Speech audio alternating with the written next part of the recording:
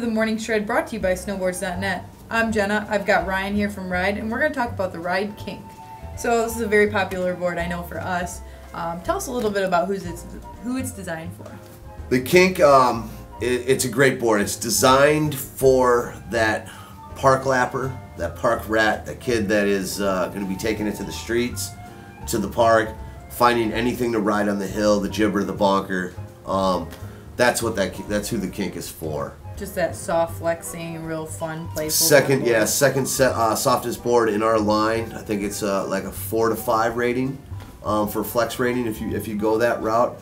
But still, it's a great board with some of the features that we have in it. And it'd be a good board too, I think, to even learn on, right? If maybe you've got intentions of eventually going in the park, playing around a little bit, but for the time being, you're learning. It still makes for a pretty nice, soft learner board, right? Exactly. You couldn't have said it better. For a kid that is looking to get into snowboarding for the first time, it's at that right price point. Okay. And the kid that has the mentality like, I want to learn how to snowboard and I also want to learn how to do some of the park stuff and the jump stuff, he could eliminate going into an entry-level board and then going to have to buy a park board. This board will cover it all. Cool, and I think it still hits that price range though too, right? Yeah, $360, and you're getting some pretty cool bells and whistles in it. Cool. Well, let's talk about the rocker profile a little bit. Okay, the rocker profile is a pro rise. Basically, it's going to ride flat, just north and south of your front and back binding, and then it's going to gradually rock up a little bit. Okay. So the flatness allows you to stay more like you're on a skateboard, more flat, not so edgy, wanting you to pull edge to edge. It's very stable. Very stable. Lets you set up to do your trick, and then the rocker, where it rocks up, basically just takes pressure off the contact points. Cool. And it makes it a little bit more catch-free for maybe somebody who's learning or somebody who's maybe trying to land a trick, and if you're not 100% landing perfect. Exactly. You don't have to worry about it being too edgy. The board will kind of overcorrect it and wash it out. Awesome. And true twin, like we said, right? True twin, yep. From centered out. You will have an even amount of nose and tail if you choose to center it out, and you'll have an even amount of flex in your nose and tail as well. Okay, and then this board does have slime walls, right? This has the slime wall technology 85A, which is the softer of our materials of the urethane compound. The 85A is what you'll find in the freestyle boards. Excellent stuff. Bulletproof, dampens the ride. Versus the plastic sidewall. When urethane gets cold, when plastic gets cold, you could do the test, the Pepsi Coke test with it.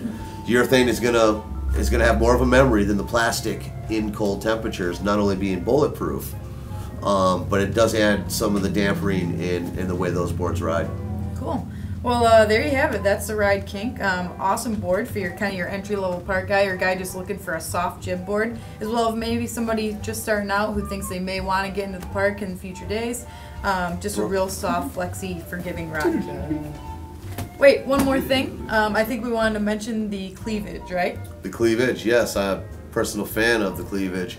What we've got going on at Ride, you're going to find in the Kink, the DH2, the DH, most of our freestyle boards, men and women, is the cleave edge, is what it really is. Basically what it is, it's our edge in our snowboards, which are 20% to 30% more steel than our competitor. Basically what that allows you to do is, kids that are banging on the streets, that are hitting street rails, park rails, hard pack jumps in the Midwest to logs, rocks, whatever the kids want to ride, the cleave edge is going to give a little bit more strength. Like I said, 20% more steel.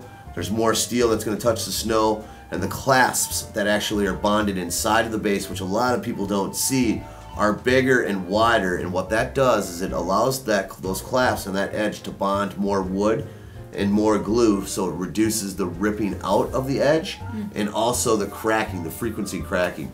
The slime wall, the urethane slime wall, and the cleave edge put together, hands down, is great technology in the freestyle world.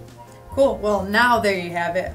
Check it out on snowboards.net, and thanks again for watching the Morning Shred.